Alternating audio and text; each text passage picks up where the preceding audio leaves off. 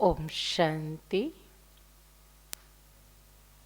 सभी मिलकर 3 बारी ओम शांति करेंगे।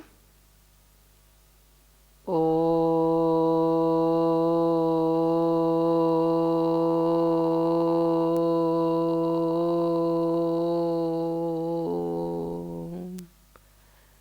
शांति।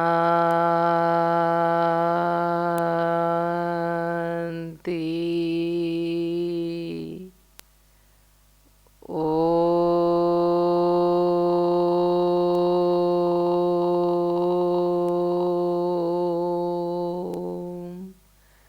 शांति।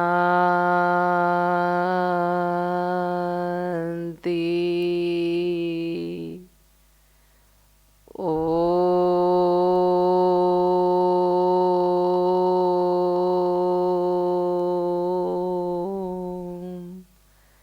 शांति।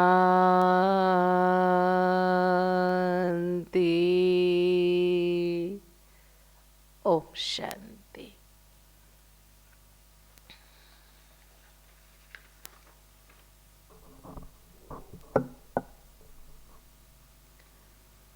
ओम शांति। आज बाबा की 25 तारीख की महावाक्य है। बाप दादा कहते, मीठे बच्चे, ऊंचे ते ऊंच पद पाना है तो याद की यात्रा में मस्त रहो। यह है रूहानी फांसी। बुद्धि अपने घर में लटकी रहे। जैसे किसी को फांसी में चढ़ाते हैं तो उसके सिर ऊपर हो जाता है ना, जब तक वो जिंदा है। ठीक उसी तरह परमात्मा हमें इस पुरानी दुनिया से वैराग्य दिलाते हुए कह रहे हैं कि बच्चे अब ये दुनिया तुमको छोड़ के जाना है, क्योंकि दुनिया बदलने वाला है, इसलिए तुम्हारा बुद्धि और तुम्हारा योग दोनों परमात्मा के साथ और परमधाम घर के साथ बनी रही। प्रश्न है, जिनकी बुद्धि में ज्ञान की धारणा नहीं होती है, उनकी निशानी क्या होगी? जिनकी बुद्धि में ज्ञान की धारणा नहीं होती है, उनकी निशानी क्या होगी? उत्तर है, वह छोटी छोटी बातों में रंज होते रहेंगे। रंज माना नाराज होना, रूठ जाना, रुस जाना, इस रीति। जिसकी बुद्धि में जितना ज्ञान की धारणा होगा उतनी उससे खुशी रहेगी। बुद्धि में अगर यह ज्ञान रहे कि अभी दुनिया को नीचे जाना है, माना सतयुग ऊपर आएगा, दुनिया कलयुग नीचे जाएगा, इसमें नुकसान ही होना है, तो कभी रंज नहीं होंगे, सदा खुशी रहेगी। ओम शांति। मीठे मीठे रूहानी बच्चों प्रति रूहानी बाप बैठ समझाती हैं। बच्चे समझते हैं ऊंचे ते ऊंच भगवान कहा जाता है।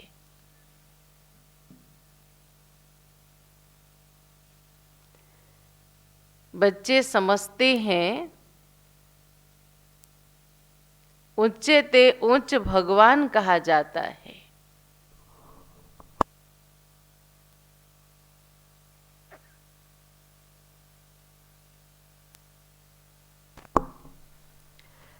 आत्मा का बुद्धि योग घर की तरफ जाना चाहिए, परंतु ऐसा एक भी मनुष्य दुनिया में नहीं है जिसको यह बुद्धि में आता हो। सन्यासी लोग भी ब्रह्म को घर नहीं समझते। वह तो कह देते हम ब्रह्म में लीन हो जाएंगे, तो घर थोड़ी हुआ। माना भगवान अलग है और भगवान के रहने का स्थान अलग है, ये दुनिया में किसी को नहीं पता। साधु संत भी अपने तपोबल के द्वारा उन्होंने प्रकाशमय दुनिया परमधाम का दर्शन किया, तो सोचे भगवान ऐसे अखंड प्रकाशमय होगा, तो उन्होंने सोचा कि हम जब शरीर छोड़ेंगे तो उस परमधाम में जाके लीन हो जाएंगे। घर में ठहरना होता है, घर में लीन नहीं होते हैं। जैसे यहाँ हम सब क्लासरूम में बैठे हैं, तो थोड़ी क्लासरूम में से मिक्स हो गए क्या? क्लासरूम अलग है और हम अलग हैं। घर में ठहरना होता है, घर में लीन नहीं होते। तुम बच्चों की बुद्धि वहाँ रहनी चाहिए। जैसे कोई फांसी पर चढ़ता है ना, तुम अब रूहानी फांसी पर चढ़े हुए हो, है ना। हमारा बुद्धि, मस्तिष्क, मुंह हमेशा ऊपर परमधाम की तरफ लटका हो। अंदर में है हमको ऊंचे ते ऊंच बाप आकर ऊंचे ते ऊंच घर में ले चलते हैं। अब हमको घर जाना है। ऊंचे ते ऊंच बाबा हमको फिर ऊंचे ते ऊंच पद प्राप्त कराते हैं। रावण राज्य में सब नीच हैं, वह ऊंच यह नीच। देवता ऊंच पवित्र श्रेष्ठ हैं और कलियुगी मानव नीच अपवित्र हैं। उन्हों को ऊंच का पता ही नहीं है, ऊंच वालों को फिर नीच का पता नहीं है। अभी तुम समझते हो ऊंचे ते ऊंच एक भगवान को ही कहा जाता, तो बुद्धि ऊपर में चली जाती है। वह है ही परम धाम में रहने वाला, यह कोई भी नहीं समझते हैं। हम आत्माएं भी वहाँ के रहने वाले हैं। परमात्मा भी परम धाम के रहवासी हैं और हम आत्माएं भी परम धाम के रहवासी हैं। अज्ञान काल में तो भगवान को सर्वव्यापक कह दिया, तो एक निर्दिष्ट जगह नहीं दिया, और आत्मा को परमात्मा में मिला दिया, तो आत्मा की भी सत्य परिचय नहीं रहा। यहाँ आते हैं सिर्फ पाठ बजाने, यह कोई के ख्याल में नहीं रहता, अपने ही धंधे धोरी में लगे रहते हैं।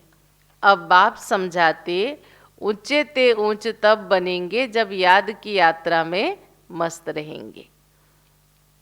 याद से ही उच्च पद पाना है।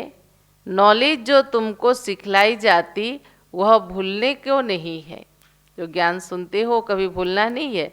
छोटे बच्चे भी इसे वर्णन करेंगे, बाकी योग की बात को बच्चे नहीं समझते।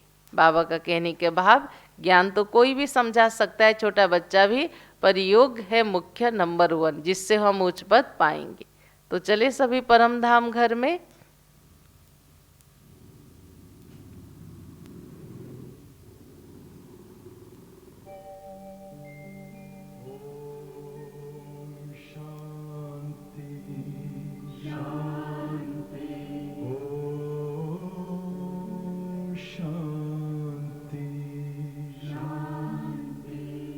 अंतर मन में ज्योति जगा लो, होगा दूर अंधेरा।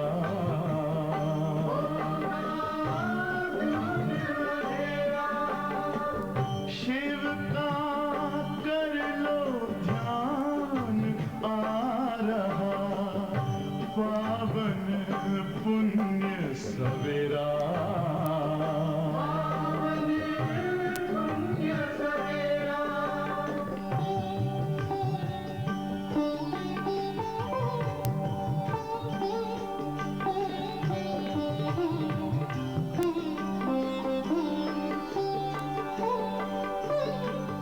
तुम हो कौन, कहाँ से आए, अपने आप को जानो। राजयोग के द्वारा अपना परम पिता पहचानो। इसी राजपथ पर चलकर तुम पालो अपना बसेरा।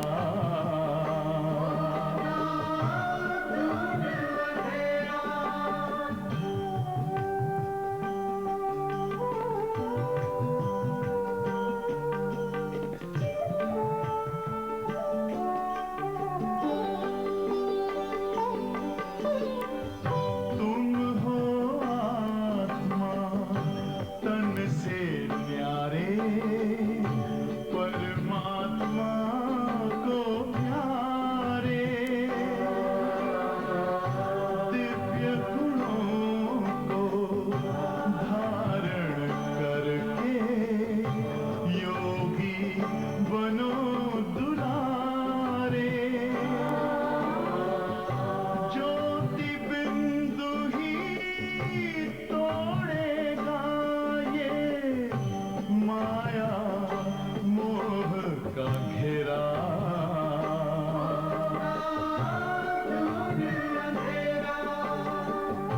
अंतर मन में ज्योति जगा लो, होगा दूर अंधेरा।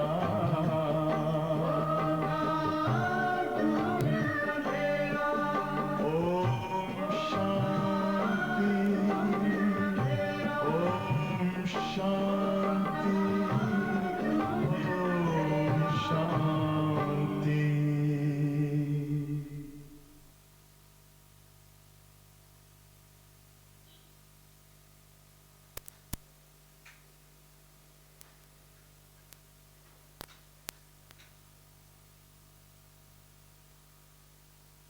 ओम शांति।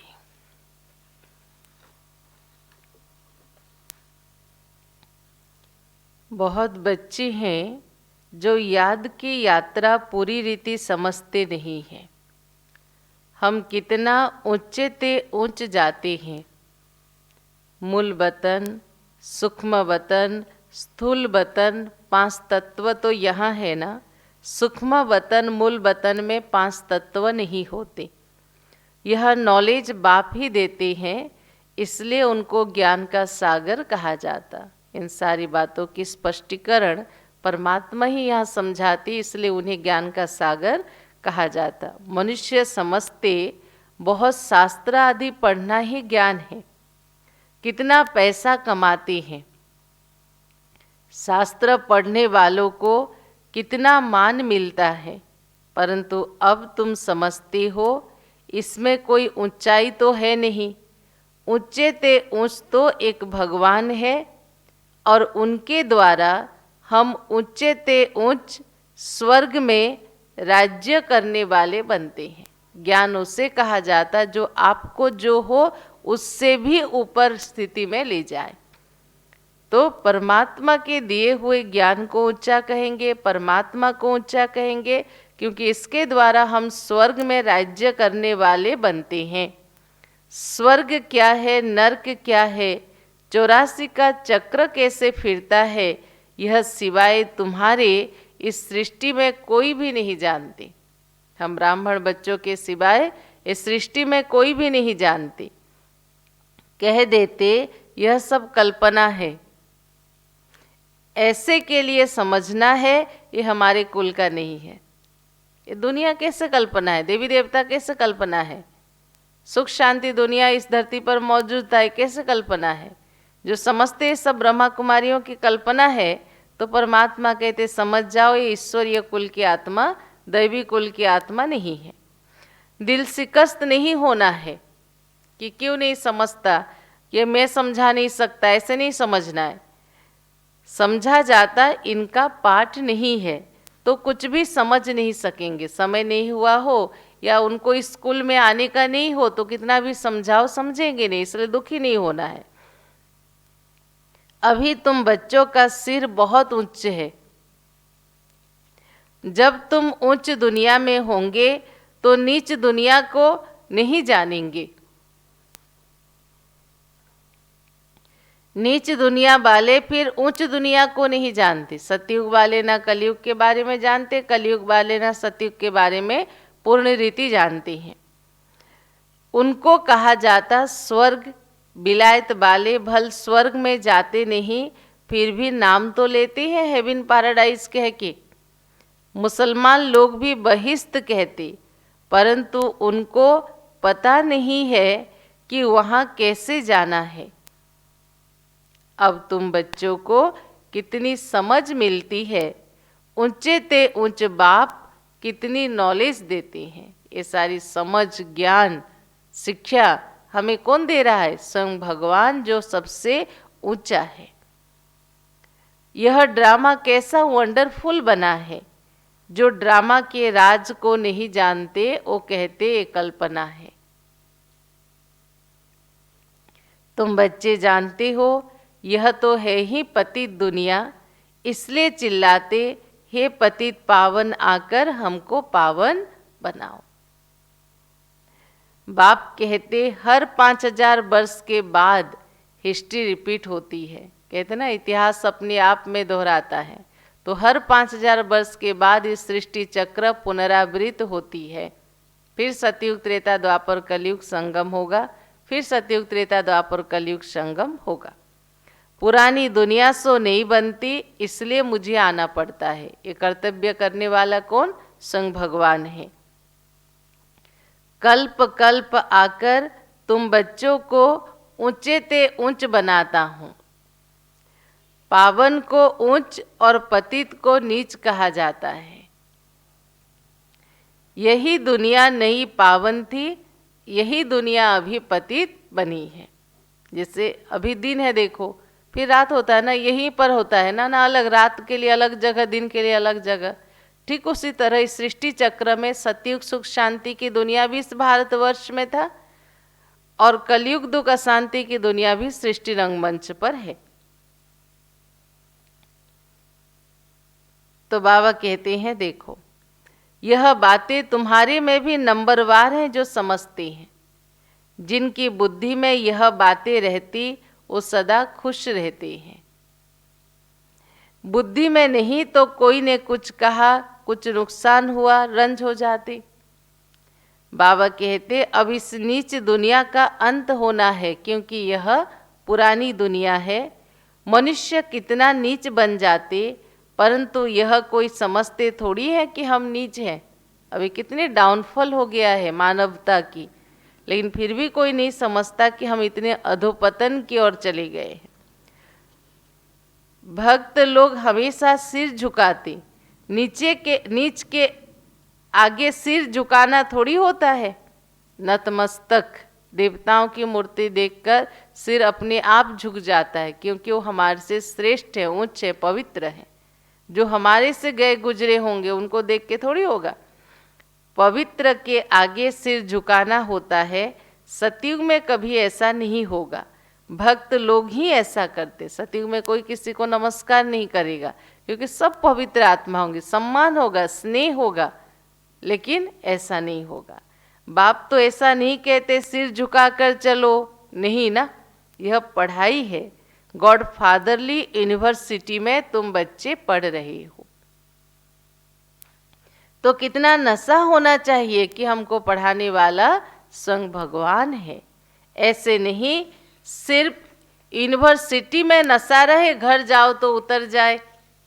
यहाँ बैठे तो नशा रहे मुरली के समय, मुरली सुनते समय, मुरली पढ़ते समय, घर गए तो नशा उतर जाए। यहाँ तो तुम बच्चे जानते हो शिव बाबा हमको पढ़ाते हैं। यह तो कहते कि मैं थोड़ी ज्ञान का सागर हूँ। ब्रह्मा बाबा क्या कह रहे, मैं कोई ज्ञान का सागर नहीं हूँ, मेरे द्वारा पढ़ाने वाला स्वयं शिव बाबा है। यह बाबा भी ज्ञान का सागर नहीं है, सागर से नदी निकलती है। सागर एक होता, ब्रह्मपुत्रा सबसे बड़ी नदी है। और ब्रह्मपुत्रा नदी कौन है ज्ञान मार्ग में? ब्रह्मा बाबा, जिनके पहला एडप्ट परमात्मा ने किया। गौमुख भी उन्हें कहेंगे, क्योंकि उनके मुख के द्वारा ज्ञान रतन हमें सुनाते हैं। ब्रह्मपुत्रा सबसे बड़ी नदी है अलौकिक में भी। बहुत बड़े स्टीमर्स आते हैं, नदियां तो बाहर भी बहुत हैं। पतित पावनी गंगा यह सिर्फ यहाँ ही कहती, बाहर में कोई भी नदी को ऐसे नहीं कहती है। क्यों भारत में ही पतित पावनी गंगा कहते? क्योंकि भगवान जो पतित पावन है वो आके भारत देश में ही ज्ञान गंगा प्रवाहित किए थे। पतित पावनी नदी है, फिर गुरु करने की क्या दरकार है? गंगा स्नान से तो गति मिल जाएगी, फिर गुरु करने की क्या दरकार है? नदियों में तालाब में कितना भटकते हैं, कहाँ तो तालाब ऐसे गंदे होते बात मत पूछो, लेकिन उसकी भी मिट्टी उठाकर शरीर में रगड़ते हैं, क्योंकि अज्ञान काल में समझते शरीर पाप कर्म करता, तो इसलिए तालाब की मिट्टी निकाल के रगड़ते हैं ताकि वो मैल धुल के चली जाए। लेकिन यहाँ तो मैल आत्मा पर चढ़ी है ना, और आत्मा ऐसे स्नान से साफ नहीं होगा, उसको ज्ञान स्नान, योग स्नान चाहिए। अब बुद्धि में आया है, यह सब नीचे उतरने का रास्ता है। क्या है? नीचे उतरने का रास्ता है।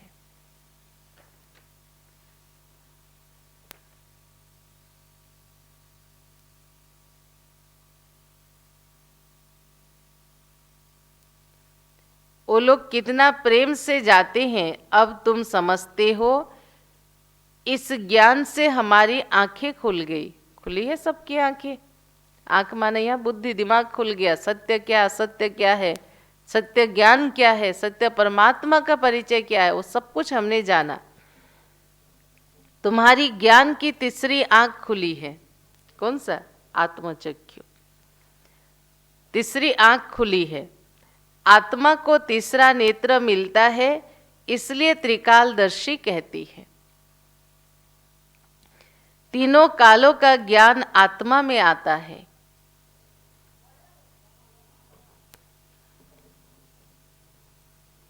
तीनों कालों का ज्ञान आत्मा में आता है। आत्मा तो बिंदी है, उसमें नेत्र कैसे होगा? यहाँ नेत्र माना बुद्धि, बुद्धि की आंख खुली है।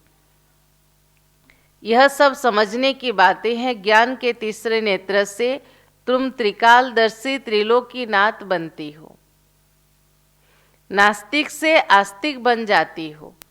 आगे तुम रचयिता और रचना के आदि मध्य अंत को नहीं जानते थे।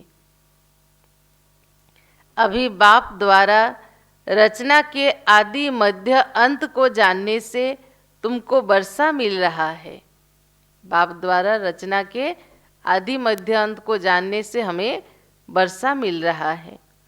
हिस्ट्री ज्योग्राफी भी है ना, हिसाब किताब है ना। अच्छा, तीखा बच्चा हो तो हिसाब करे हम कितने जन्म लेते हैं, इस हिसाब से और धर्म वाले कितने जन्म लेते हैं। बाबा कहते कोई तीखा बच्चा जिनकी बुद्धि तेज है वो सारे हिसाब किताब निकाल सकते हैं, लेकिन बाबा कहते फिर इन सब बातों में जास्ती माथा मारने की दरकार नहीं है, टाइम वेस्ट हो जाएगा। यहाँ तो सब भूलना है ना, यह सुनाने की दरकार ही नहीं है। तुम तो रचता बाप की पहचान देते हो जिसको कोई भी नहीं जानते। शिव बाबा भारत में ही आते हैं तो जरूर कुछ करके जाते हैं, तब तो उनकी जयंती इतनी बड़ी धूमधाम से सारा विश्व शिवरात्रि के रूप में पालन करती है। गांधी अथवा कोई साधु आदि होकर गए तभी तो उनका स्टाम्प बनाते, फैमिली प्लानिंग का स्टाम्प बनाते। अभी तुमको नशा है, हम तो पांडव गवर्नमेंट वाले हैं। और पांडवों की साथी कौन? संग भगवान ऑलमाइटी बाबा की गवर्नमेंट है। तुम्हारा यह कोट ऑफ आर्म्स है और कोई इस कोट ऑफ आर्म्स को नहीं जानते। तुम समझते हो विनाश काले प्रीत बुद्धि हमारी ही है। क्या है? विनाश काले प्रीत बुद्धि हमारी ही है, क्योंकि हमारा मन बुद्धि का संबंध अभी किसके साथ है? सत्य परमात्मा के साथ है। बाप को हम बहुत याद करते, बाप को याद करते करते प्रेम के आंसू आ जाते हैं। होमवर्क दिया था ना आप सभी को कि लास्ट वीक में संडे तक ऐसा योग लगाओ जो प्रेम के आंसू निकल आए। बाबा आप हमें आधा कल्प के लिए सब दुखों से दूर कर देते हो, और कोई गुरु व मित्र संबंधी आदि किसको भी याद करने की दरकार नहीं है। किसको? जब सर्व संबंधी परमात्मा मिल गया तो उन्हें दिल से प्यार से याद करो, क्योंकि उनकी याद से ही हमारे जन्म जन्मांतर के विक्रम विनाश होंगे, हमारा भाग्य बनेगा 21 जन्मों का, और हम पवित्र बन के परम धाम घर जाएंगे। एक बाप को ही याद करो, और उसके लिए सवेरे का टाइम बहुत अच्छा है। कैसे याद करो? बाबा आपकी तो बड़ी कमाल है। योग का पहला स्टेज है रूह रिहान। अपने को आत्मा समझ, रिहान माना वार्तालाप करना है भगवान से। क्या पाया है और क्या पा रहे हो इस जीवन में, एक एक चीज के लिए उसकी महिमा का वर्णन करते हुए उसे धन्यवाद अर्पण करो। बाबा आपकी तो बड़ी कमाल है। हर 5000 वर्ष बाद हमें आप आकर जगाती हो। यह है अपनी सेल्फ कमेंट्री। सभी मनुष्य मात्र कुंभकर्ण की आसुरी नींद में सोए हुए हैं, अर्थात अज्ञान अंधेरे में है। अभी तुम समझते हो भारत का प्राचीन योग तो यह है। भारत का प्राचीन योग राजयोग है। बाकी जो भी इतने हठ योग आदि सिखलाते वह सभी है एक्सरसाइज, शरीर को तंदुरुस्त करने के लिए। संसार में जितने सारे योग सिखाते हैं, योगा जिसे कहते हैं, आसन प्राणायाम, ये शरीर को तंदुरुस्त रखने का साधन है। लेकिन आत्मा को तंदुरुस्त रखना, निरोगी रखने का साधन है परमात्मा के साथ अपना मन बुद्धि का योग जोड़ना, जिसको कहते राजयोग का अभ्यास करना। अभी तुम्हारी बुद्धि में सारा ज्ञान है तो खुशी रहती है, यहाँ आती हो, समझती हो, बाबा रिफ्रेश करते हैं। मधुबन जाते हैं तो क्या अनुभूति होता है, यहाँ भगवान हमें स्वयं रिफ्रेश कर रहे हैं, पालना दे रहे ज्ञान योग का। कोई तो यहाँ रिफ्रेश हो, बाहर निकलते वो नशा खलास हो जाता है, क्योंकि परमात्मा की नज़र में सब बच्चों के चाल चलन एक्टिविटी रहती है, नंबरवार हैं। बाबा समझाते यह है पतित दुनिया।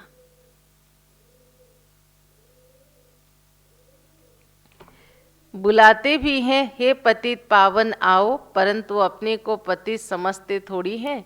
भजन गाते समय, प्रार्थना करते समय क्या कहते, हे पतित पावन आओ, पतित पावन सीताराम। लेकिन अपने को कोई पतित समझते थोड़ी हैं, इसलिए पाप धोने जाते हैं। लेकिन इस शरीर को पाप लगता थोड़ी है, बाप तो आकर तुम्हें पावन बनाते, तुम्हें माना आत्मा को, क्योंकि यहाँ आत्मा पतित बनी है और आत्मा को पावन बनाना है। इसलिए शरीर से कितना भी डुबकी लगाओ, लेकिन आत्मा पवित्र नहीं हो सकती। तो बाबा कहते हैं शरीर को थोड़ी पाप लगता है, बाप तो आकर तुम्हें पावन बनाते। कहते हैं मामेकम याद करो तो तुम्हारे विक्रम विनाश होंगे। यह ज्ञान अभी तुमको मिला है। भारत स्वर्ग था, अभी नरक है। तुम बच्चे कहाँ हो, हम सब कहाँ हैं, संगम पर खड़े हैं। कोई विकार में गिरते तो फेल होते हैं, तो जैसे नरक में जाकर पड़ते हैं। बाबा कह रहे हैं 5 मंजिल से गिर पड़ते, फिर 100 गुना सजा खानी पड़ती है। तो बाप समझाते कि भारत कितना उच्च था, अब कितना नीच है। अब तुम कितना समझदार बनते हो। मनुष्य तो कितने बेसमझ हैं, कितना भी अच्छी बातें समझाओ लेकिन उनके समझ में आता नहीं है, कितने बेसमझ हैं।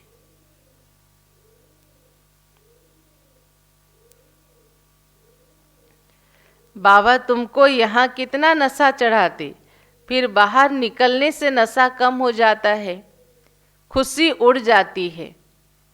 स्टूडेंट कोई बड़ा इम्तिहान पास करते तो कभी नशा कम होता है क्या?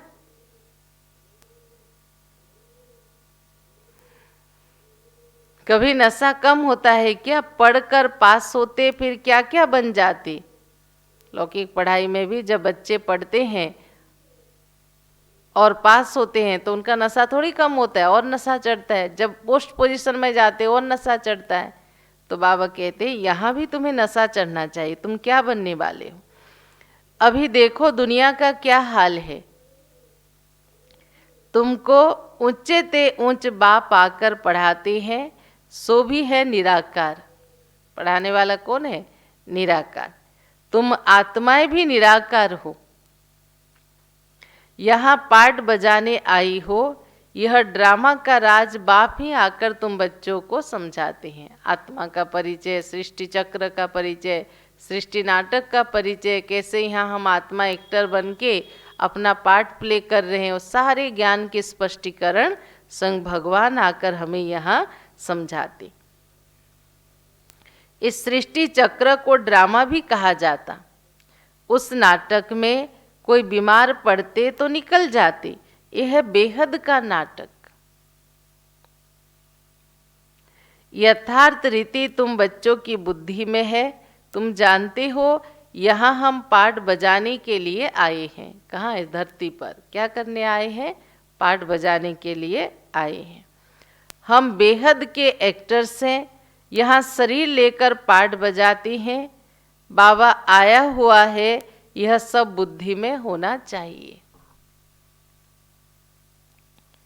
बेहद का ड्रामा कितना बुद्धि में रहना चाहिए। बेहद विश्व की बादशाही मिलती है तो उसके लिए पुरुषार्थ भी तो ऐसा अच्छा करना चाहिए। गृहस्थ व्यवहार में भले रहो लेकिन पवित्र रहो। कुछ दिनों से बाबा बार बार कह रहे हैं, गृहस्थ व्यवहार में भले रहो लेकिन पवित्र रहो। विलायत में ऐसे बहुत हैं, जब बूढ़े होते फिर कंपेनियनशिप के लिए शादी करते, संभालने के लिए, फिर विल करते हैं, कुछ उनको कुछ चैरिटी को देते हैं। धन दौलत बहुत है, बुजुर्ग हो गए, वहाँ तो इतनी अटैचमेंट नहीं होती है ना, बच्चे अलग माता पिता अलग सब, तो फिर बुजुर्ग 60 वर्ष के आयु में भी वो शादी करते हैं, क्योंकि उनको संभालने वाला कोई साथी चाहिए। लेकिन कई बार ये पवित्रता की भी वो लोग पालन करते हैं और अंत में उनको कुछ दे के कुछ अपनी चैरिटी को दान कर देते हैं। विकार की बात वहाँ नहीं रहती है। भगवान कह रहे हैं आशिक मासुक भी विकार के लिए फिदा नहीं होते हैं। जहाँ विकार है वहाँ महिमा नहीं होगी, जहाँ विकार नहीं है उन आत्माओं की महिमा होती है। जिस्म का सिर्फ प्यार रहता, तुम हो रूहानी आशिक, एक मासुक परमात्मा को याद करती हो। सब आशिकों का एक मासुक है, सभी एक बाप को ही याद करते, भले नहीं जानते हैं दुनिया में, लेकिन सभी याद एक परमात्मा को ही करती हैं। वह कितना शोभनिक है, शोभनिक माना सुंदर, सुंदर माना पवित्र, तभी तो कहा सत्य ही शिव है, शिव ही सुंदर है, पवित्र है। आत्मा गोरी है, वो एभर गोरा है। तुम तो सांवरे बन गए हो, तुमको वह सांवरे से गोरा बनाती है। यह तुम जानते हो कि बाप हमें गोरा बनाते हैं। यहाँ बहुत है जो पता नहीं किस किस ख्यालात में बैठे रहते हैं। मुरली सुन रहे हैं लेकिन बुद्धि में और सारे चिंतन के साथ बैठे हुए हैं। भगवान को तो सब पता है ना किनके बुद्धि में क्या चल रहा है मुरली में बैठे हुए। स्कूल में भी ऐसा होता है, बैठे बैठे कहाँ बुद्धि बाइस्कोप तरफ, दोस्तों आदि के तरफ चली जाती। सत्संग में भी ऐसे होता, यहाँ भी ऐसे होता है। मुरली सुनते समय बुद्धि में नहीं बैठता तो नशा नहीं चढ़ता है, खुशी नहीं होती, चेहरे में चमक नहीं दिखाई देता है, धारणा नहीं होती है जो औरों को कराए। बहुत बच्चियां आती हैं जिनकी दिल होती है सर्विस में कहाँ लग जाए, परंतु छोटे छोटे बच्चे हैं ना। बाबा कहते बच्चों को संभालने के लिए फिर कोई माई को रख दो। अगर आपको सेवा करने की इच्छा है और समर्थ हो तो बच्चों को संभालने के लिए कोई माई को रख दो, आप ज्ञान योग की सेवा करो। उतने समय यह तो बहुतों का कल्याण करेगी ना। होशियार है तो क्यों नहीं रूहानी सर्विस पर लग जाना चाहिए।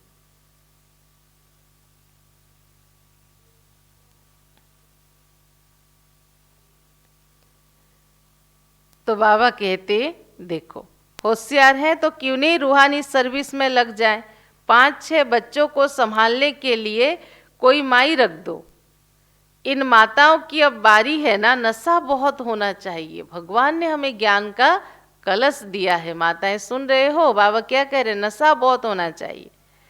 आगे होगा पुरुष देखेंगे हमारी स्त्री ने तो सन्यासियों को भी जीत लिया। घर गृहस्थ में रह के पूरे विधिवत पवित्रता शुद्धता को अपनाती है। यह माताएं लौकिक पारलौकिक का नाम बाला करके दिखाएंगी।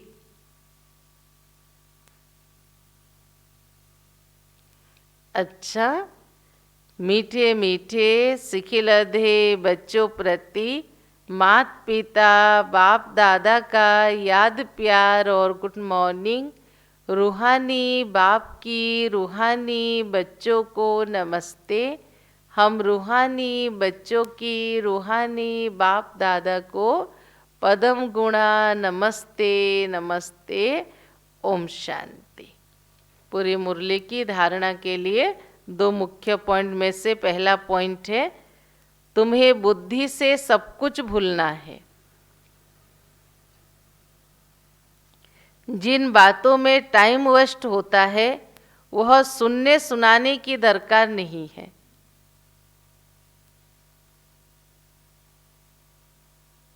जिन बातों में टाइम वेस्ट होता है वह सुनने सुनाने की दरकार नहीं है। दूसरा पॉइंट, पढ़ाई के समय बुद्धि योग एक बाप से लगा रहे।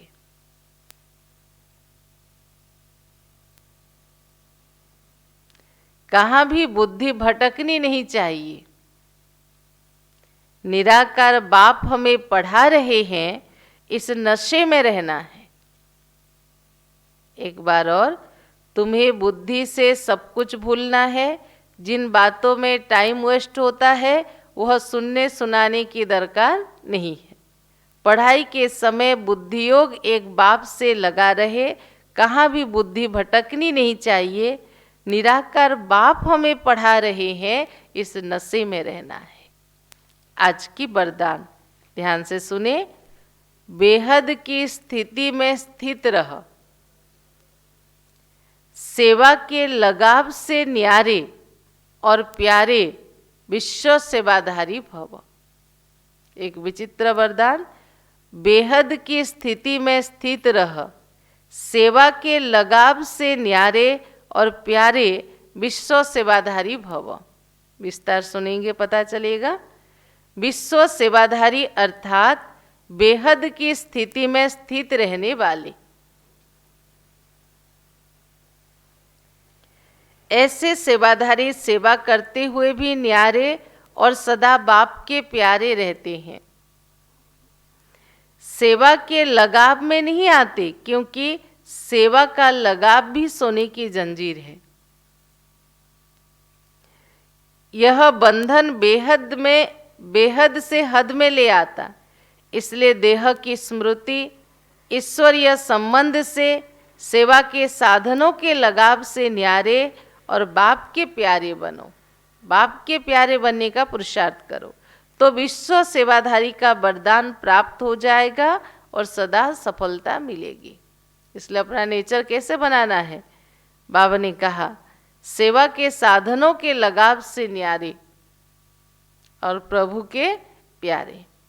स्लोगन, व्यर्थ संकल्पों को एक सेकेंड में स्टॉप करने वाले, व्यर्थ संकल्पों को एक सेकेंड में स्टॉप करने की रिहर्सल करो तो शक्तिशाली बन जाएंगे। तो सुना सभी ने आज की मुरली। एक बार और मुरली के सार और प्रश्न उत्तर रिवाइज करेंगे। मीठे बच्चे, ऊंचे ते ऊंच पद पाना है तो याद की यात्रा में मस्त रहो, यह है रूहानी फांसी। बुद्धि अपने घर में लटकी रही। प्रश्न है, जिनकी बुद्धि में ज्ञान की धारणा होती है उनकी निशानी क्या होगी? तो बाबा ने कहा, वह छोटी छोटी बातों में रंज होते रहेंगे। जिनकी बुद्धि में जितना ज्ञान धारण होगी उतनी उसे खुशी रहेगी। बुद्धि में अगर यह ज्ञान रहे कि अभी दुनिया को नीचे जाना है, इसमें नुकसान ही नुकसान है, तो कभी रंज नहीं होंगे, सदा खुश रहेंगे। अच्छा, ओम शांति। चलें प्यारे बाबा को याद करें।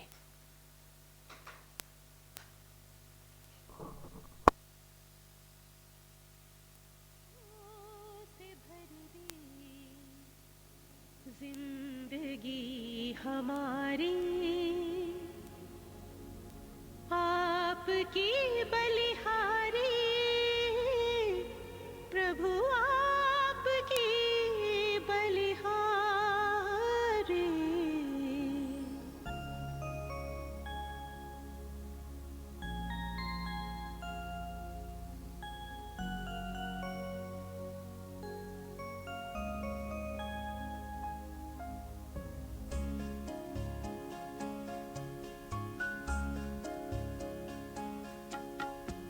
खुशियों से भर दी जिंदगी हमारी, खुशियों से भर दी जिंदगी हमारी। आपकी बलिहारी प्रभु, आपकी बलिहारी, आश पूरी कर दी आपने हमारी, आश पूरी कर दी आपने हमारी। आपके आभारी हम, आपके आभारी, खुशियों से भर दी जिंदगी हमारी।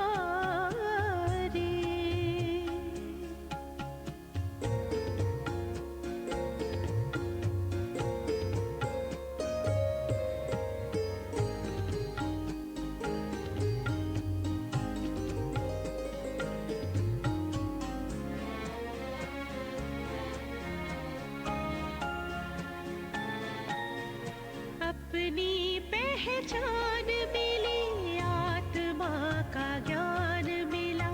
अपनी पहचान मिली, आत्मा का ज्ञान मिला। पिंजरे के पंछी को खुला